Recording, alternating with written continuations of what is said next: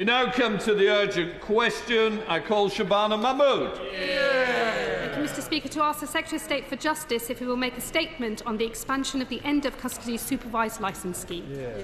Minister. Thank you very much, Mr. Speaker. I'm grateful to the honourable lady for her question. Protecting the public is our #1 priority, and so it is right we take the tough and decisive action so we can keep putting the most serious offenders behind bars and for longer, as the public would rightly expect. We are carrying out the biggest prison expansion programme since the Victorian era and ramping up removals of foreign national offenders.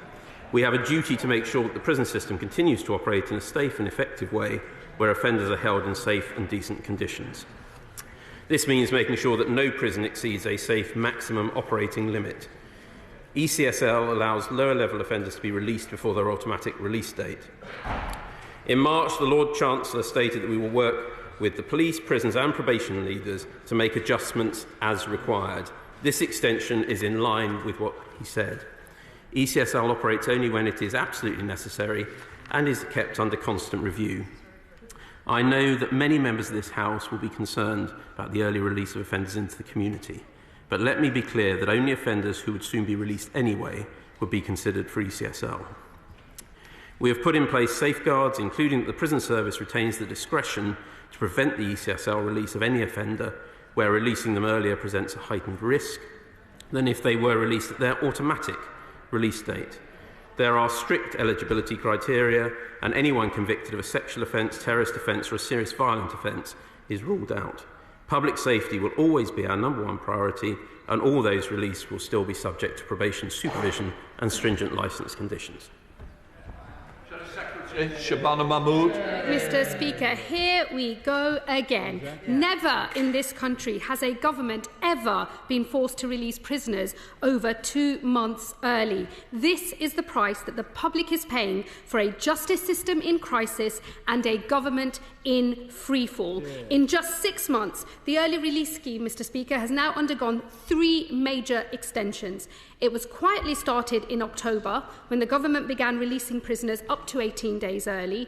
In March, it was slipped out that it was expanded from 18 days to 60, and now it has emerged through a media leak that it has been extended once again, this time to 70 days. And worst of all, the government is doing all of this in secret. They haven't responded to any FOI requests, parliamentary questions, or even the Justice Select Committee with any useful details about this scheme. The government is releasing prisoners, but not the facts. The strategy is clear for all to see. Say nothing, try and get away with it, and get to the other side of the general election. It's shameless and frankly a disgrace. The public and this House rightly expect the Minister to be transparent and honest. So let's see if he'll answer these basic and simple questions. Why the increase of early release to 70 days? How many offenders have been released in the 6 months since the scheme became operational? How will they ensure that probation has the time and the resources to adequately assess risk and protect the public? And will he give a guarantee to the House today that this secretive scheme will not be extended again? Thank you very much, Mr. Speaker. I'm grateful to the Shadow Secretary of State for her question. I would gently say to her a number of things. First of all, I think her suggesting sneaking it out in October and March, which included statements to this House, was entirely transparent. In terms of the Honourable Lady's party's record, I think operating an early release scheme for 3 years between 2007 and 2010 would leave her on rather shaky ground. She talked about a media leak. This was an operational decision with operational guidance sent out to HMPPS, to prison governors, as well as other stakeholders, including, if I recall, the probation union, for a minor change which was already reflected in the points made by my right honourable friend in March to this House. She talked about data. My right honourable friend, the Secretary of State, has been consistently clear. We will publish the data on an annualised basis in exactly the same way as we do, for example, on deaths in custody and supplementary breakdowns of the prison population. We've been clear we will always ensure that the prison system has the spaces to ensure that the courts can send people to prison. We are making an appropriate operational decision to ensure that continues to be the case. And she also asked about probation, and rightly so. And I suspect in our exchange, the one thing where we may find ourselves in agreement is paying tribute to those who work in our probation service.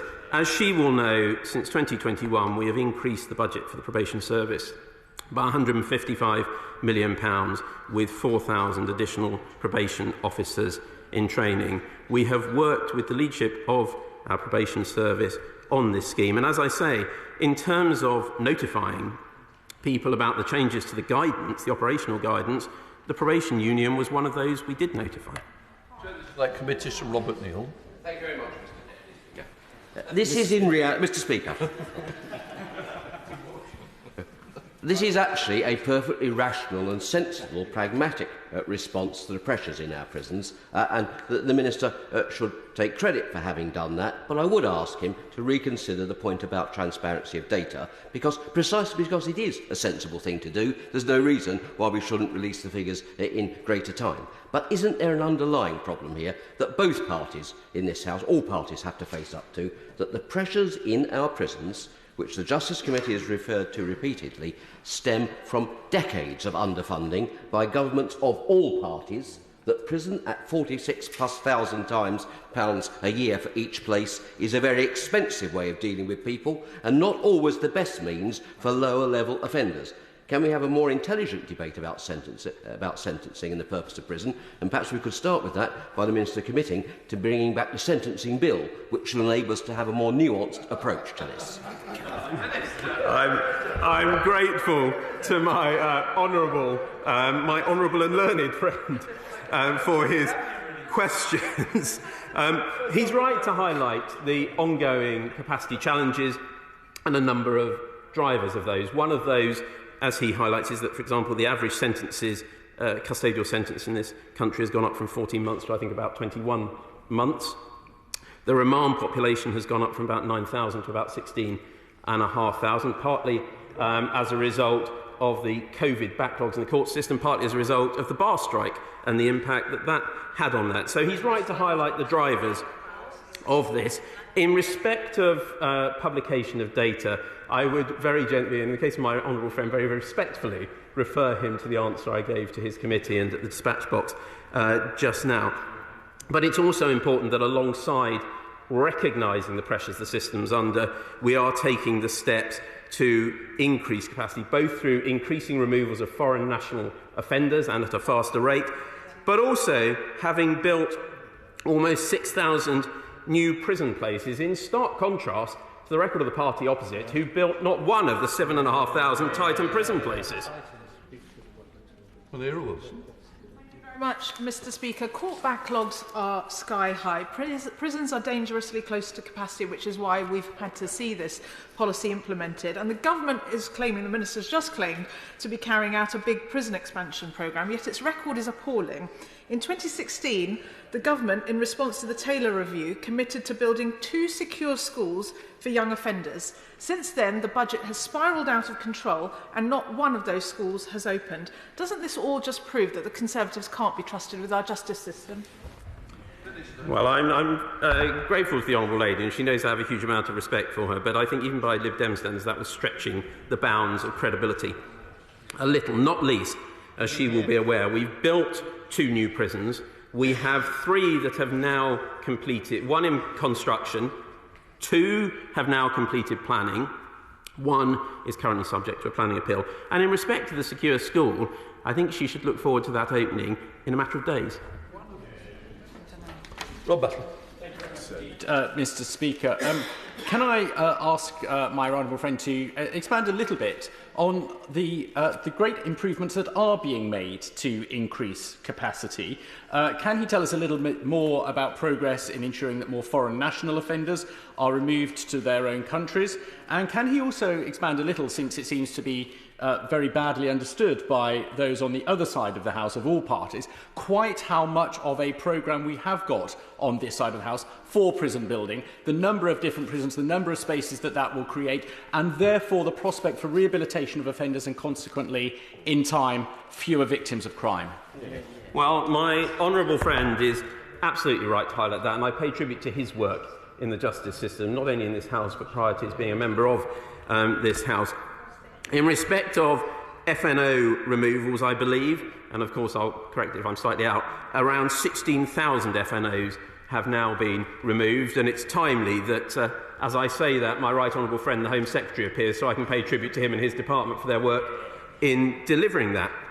In terms of prison places, as I set out to the honourable lady, the member for Twickenham, progress on the 6 new prisons, but alongside that, of course, we've built a vast number of rapid deployment cells, new house blocks. So we are expanding our prison capacity rapidly, and as I say, that stands in stark contrast to the failure to deliver on the tightened prison places by the party opposite. Rebecca Longvale. Thank you, Mr. Speaker. The National Association of Probation Officers have said that the ESCL scheme is an unmitigated failure and has not only been extended without parliamentary scrutiny, but represents an increasing risk to public safety. The Secretary knows our probation service is in crisis and it cannot cope without a significant increase in support and resources. Will the government be providing this? I'm very grateful to the honourable lady, and I have, as I said, and share the view with the Shadow Secretary of State, great respect for the work done by those who work in our probation service, and indeed have met with the probation unions in the past, and although we don't always agree, I do have huge respect for the work that those unions do in representing their members. But I would make 2 points. Firstly, to say that it was done without scrutiny in this House, I think, is stretching the bounds of credibility. 2 statements by my right honourable friend, multiple oral parliamentary question sessions, and indeed myself undergoing a polite but thorough grilling in the Justice Select Committee by the chair of the Select Committee. So I don't think it stacks up to say that this has not been subject to scrutiny. To her underlying point, however, as I set out earlier, we are investing in probation, £155 million additional investment a year since 2021, and 4,000 more probation officers and probation staff in training.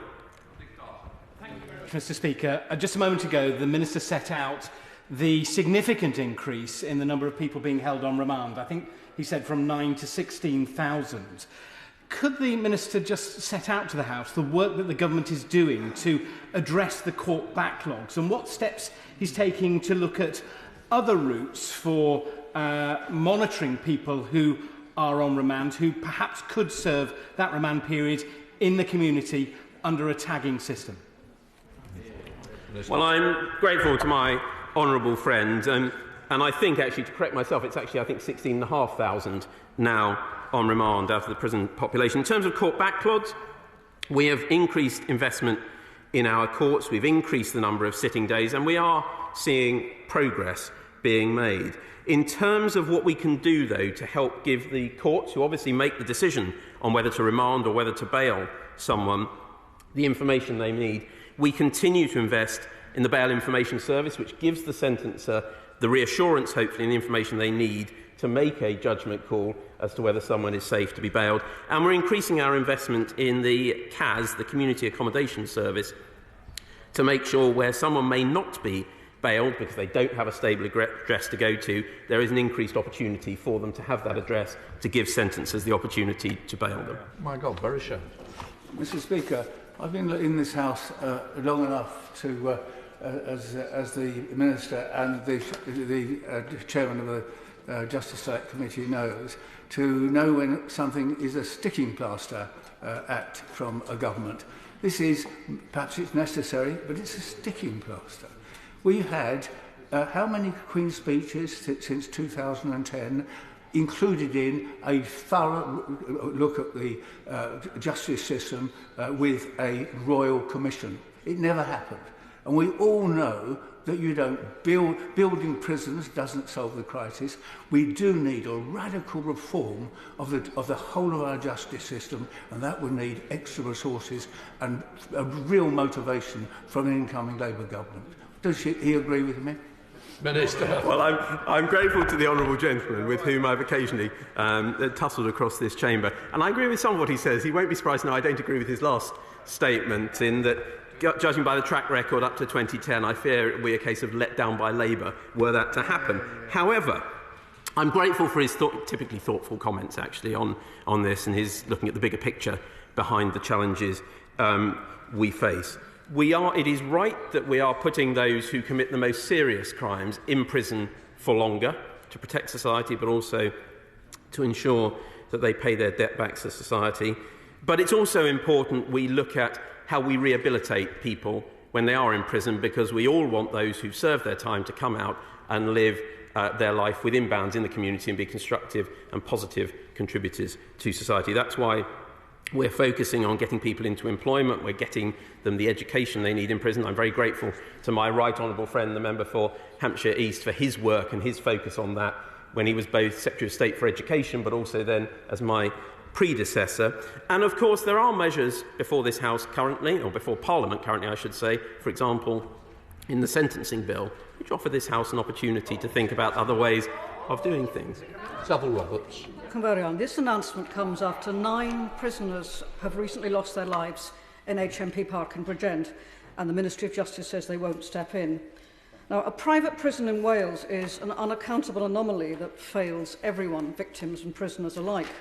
And while we anticipate the long-awaited devolution of justice, can you tell me why, after 25 years, there is still no clarity over which Ombudsman is responsible for health in Park? Well, I'm grateful to the right honourable lady. While we may disagree in our proposition or our view on devolution of justice to Wales, she raises a very important issue in terms of those deaths in the past few months in HMP and YY Park. I visited Park recently and spoke to the Governor, the Director and others, both those in custody and those working in Park. I've got to be a little bit cautious about what I say, given the matter will be before both the coroner and before the Ombudsman.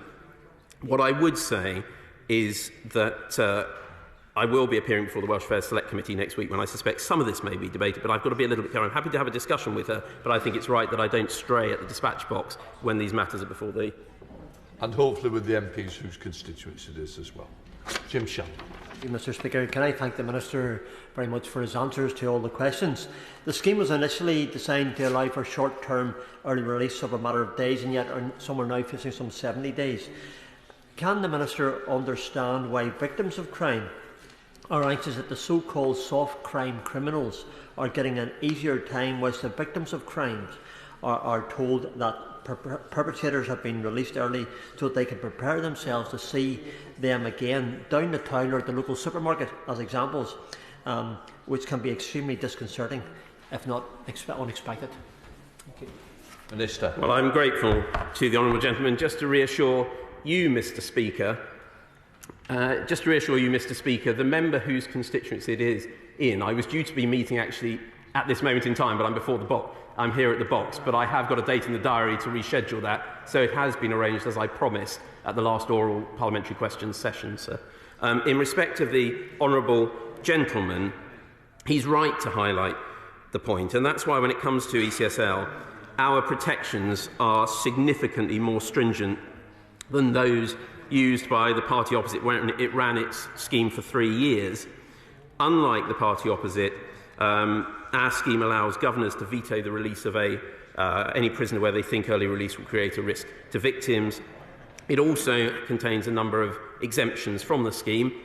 It also allows for very rigorous conditions to be placed on the licence for the release, be that tagging, be that exclusion zones, be that curfews, and they will be well aware that if they breach those conditions to protect victims, they will hear the clang of the prison gate and be recalled. That completes the urgent question. Although the front bench to change over.